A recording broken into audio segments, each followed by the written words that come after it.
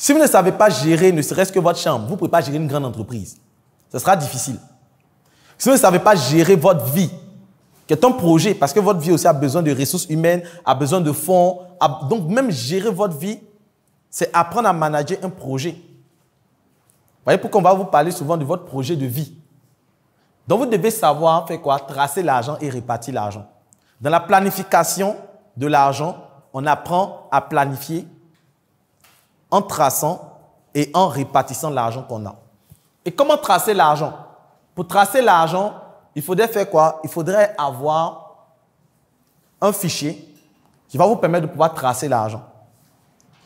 Et voici un peu à quoi ressemble ce fichier. La première chose, c'est de pouvoir noter vos entrées et vos sorties. On appelle ça le reporting financier. Donc, vous allez avoir un tableau qui vous permet de pouvoir faire vos bilans chaque semaine du mois. Les entrées et les sorties par semaine.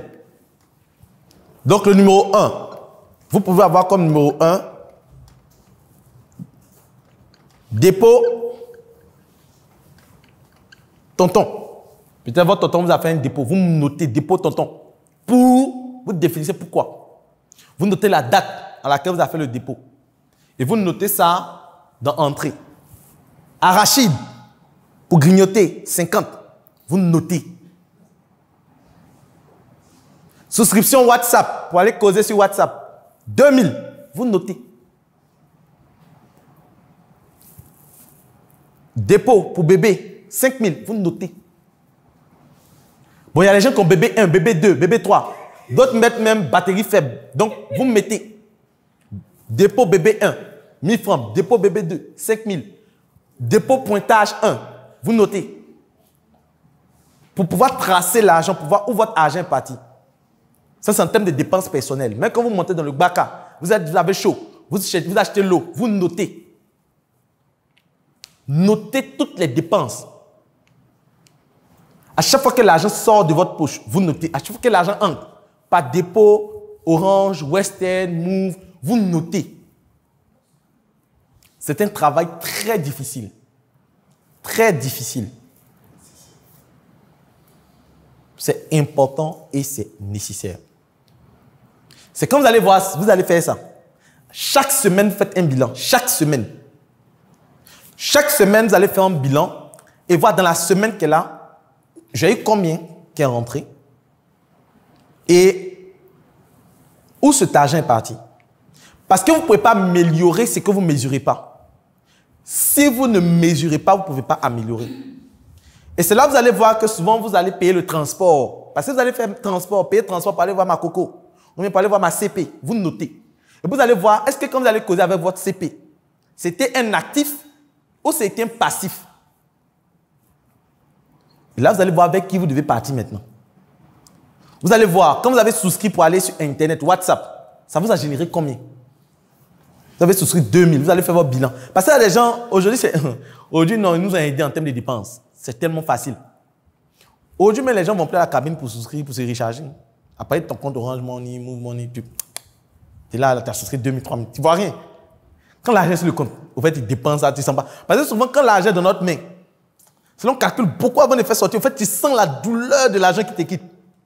Mais quand l'argent est sur ton compte ouvert, c'est facile. Tu ne sens pas, tu fais tic, tic, tape le code, tac, tac, envoyé. Tu reçois le message, tu es rassuré, voilà. Allô, tu as reçu? Oui, j'ai reçu. Ça après, tu consultes ton compte, tu dis, attends. Hey, il y avait 500 000 sur le compte, non? Il fait quoi même? Oui, c'est des voleurs.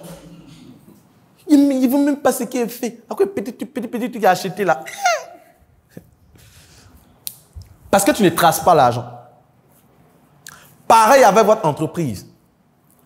Mais votre entreprise, la comptabilité peut augmenter parce qu'il peut y avoir une comptabilité fournisseur, une comptabilité pour les clients, une comptabilité pour fournisseur 2, pour fournisseur 1, pour voir à quel moment il a envoyé. Vous avez déjà fait avance pour combien il a envoyé, quel nombre de produits. Mais il faut pouvoir noter ces éléments pour que chaque semaine fasse le rapport. Et c'est là que vous allez évaluer. Tout n'est que manipulation. Si je te disais que depuis l'enfance, tu as été manipulateur et manipulé. Je suis M. Loko Kofi, coach en marketing et vente. J'aide et j'accompagne les entrepreneurs à vendre plus et plus vite. Ce que j'ai remarqué, c'est que la plupart des personnes ne comprennent pas que pour bien vendre, il faut manipuler. Oui, pour bien vendre, il faut manipuler. Manipuler, c'est orienter quelqu'un vers un objectif que vous souhaitez. Lorsque nous étions petits, nous avons des parents qui nous promettaient de nous acheter un vélo, un biscuit, un bonbon en fonction de nos résultats scolaires. Et à cause de cette promesse, qu'est-ce que nous faisions? Nous nous mettions au travail et nous savons que derrière ce travail, nous allons avoir une récompense. Même si très souvent les parents n'honoraient pas leurs promesses, mais on se retrouvait quand même à faire le travail qu'ils voulaient.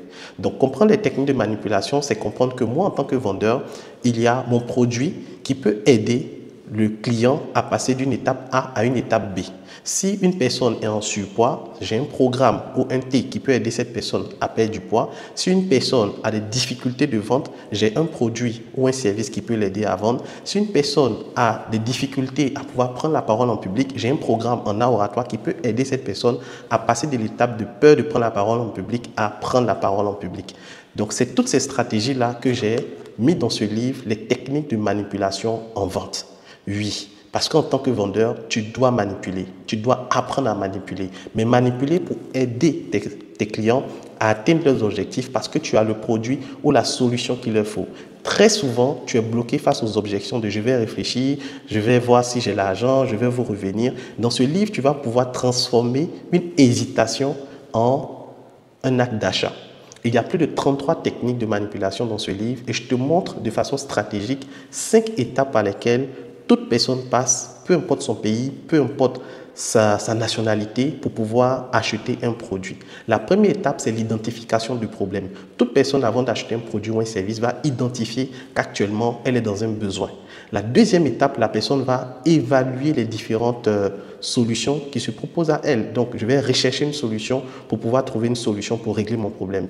Après la recherche des solutions, il y a l'évaluation de ces solutions en fonction des cas d'hygiène, en fonction des moyens financiers de la personne. La quatrième étape, c'est l'acte d'achat. La personne va décider d'acheter une offre qui lui sied. Et la dernière étape, c'est l'évaluation après l'achat. Voici 5 étapes par lesquelles toute personne qui achète un produit ou un service passe. Et toi, en tant que vendeur, c'est d'appliquer des stratégies de manipulation qui vont pousser la personne à suivre et à acheter. Tu as très souvent vu des messages de vente où il y a des comptes à rebours, où on met sold out, où on te dit que tu n'as que 3 heures, où on te dit que c'est réservé qu'à 5 personnes. Tous ces messages de vente sont des stratégies de manipulation pour te pousser rapidement à l'action.